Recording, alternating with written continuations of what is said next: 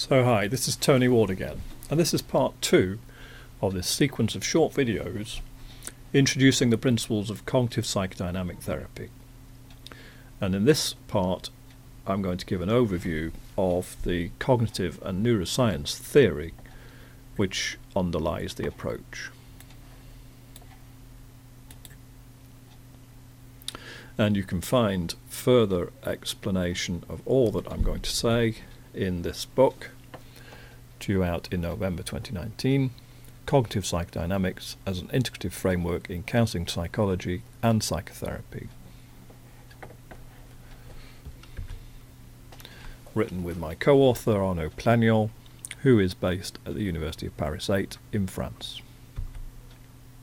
So as I was saying in part 1, there are really two big themes within modern cognitive psychology. There's the issue of our current conscious awareness, and then there's the issue around how we store and process our past experience.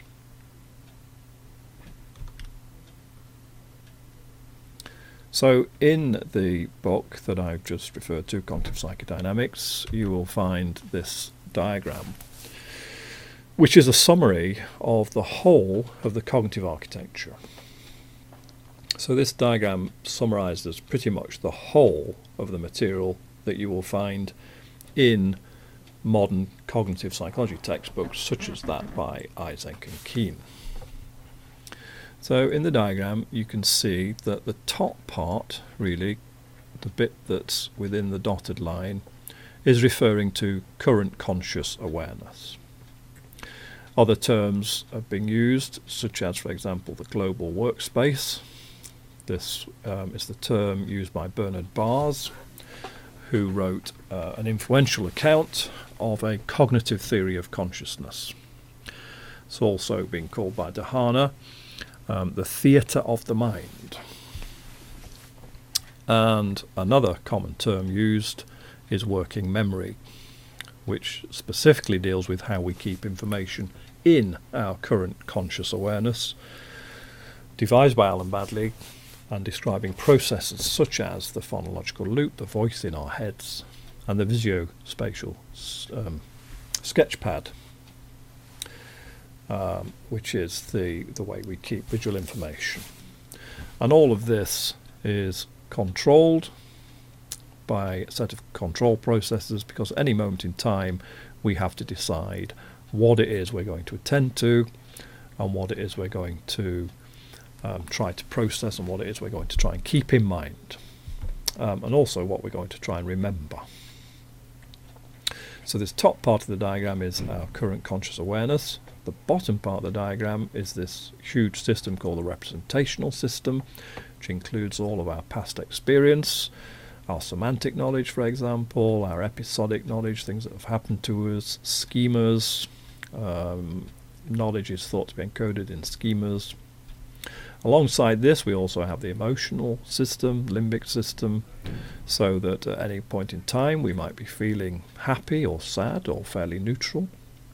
And we also have biological drives, so we might be feeling hungry or thirsty, and motivational factors, which we know in human beings can be quite complex and higher order.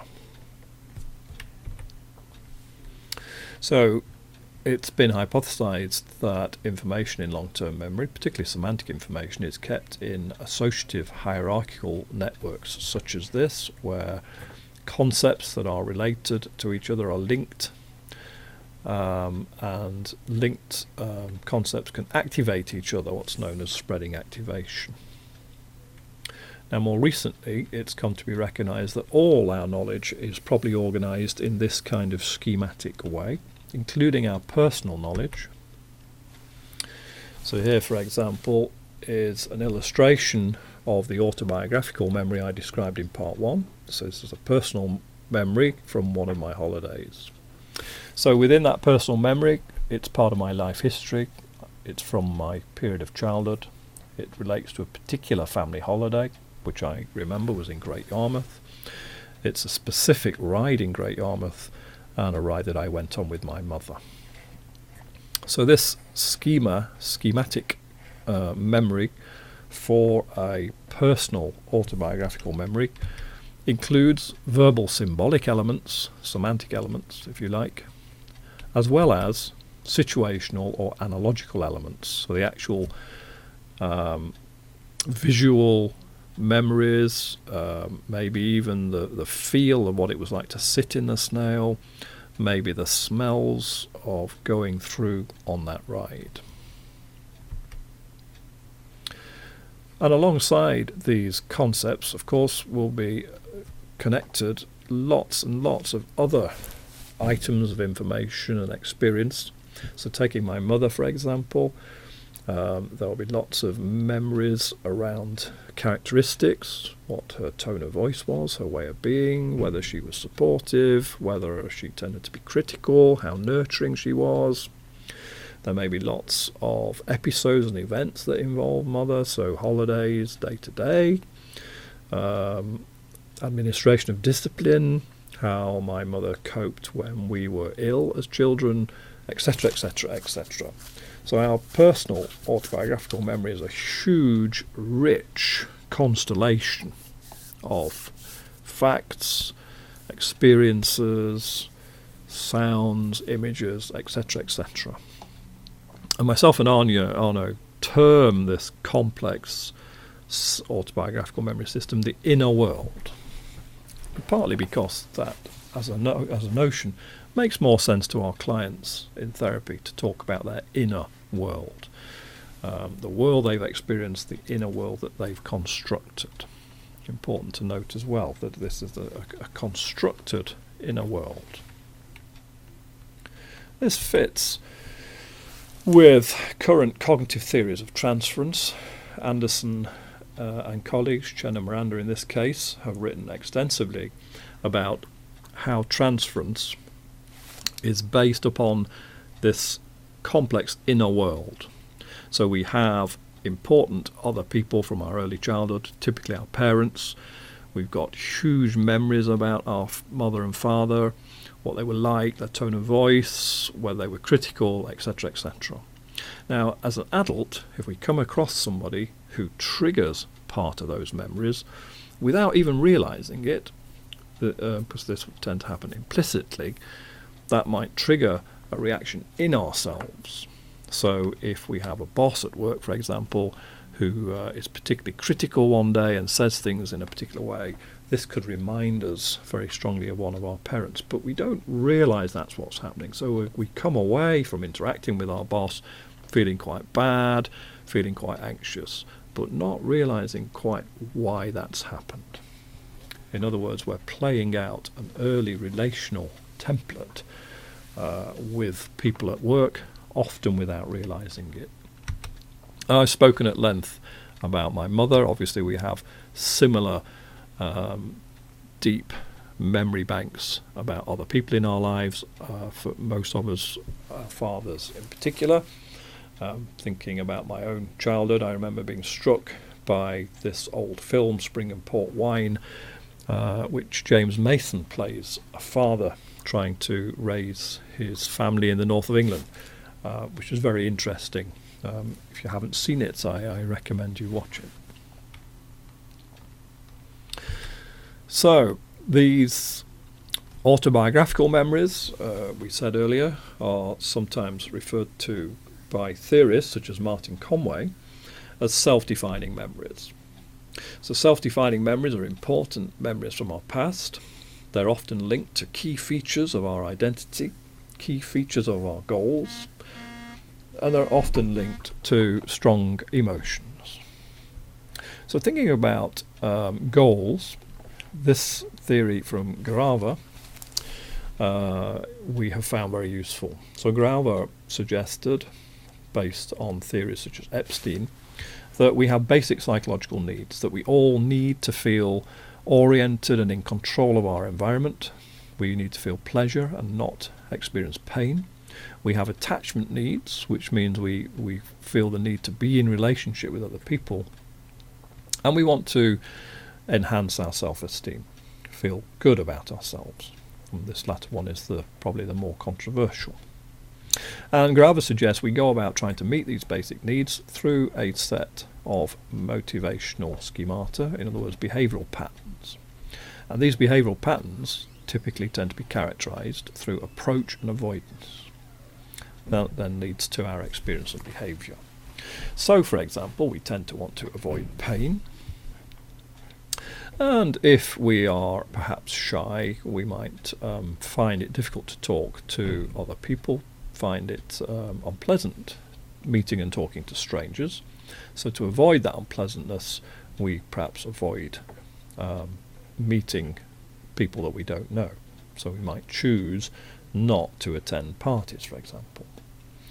On the other hand, we have attachment needs. We want to be in relationship. We want to feel loved. And that might lead us to approach other people. And you can see how those two could often end up in conflict.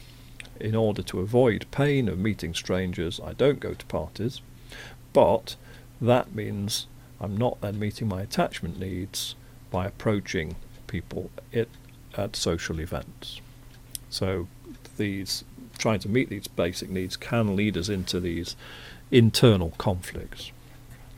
So just to illustrate this a little bit more from the examples I was giving earlier.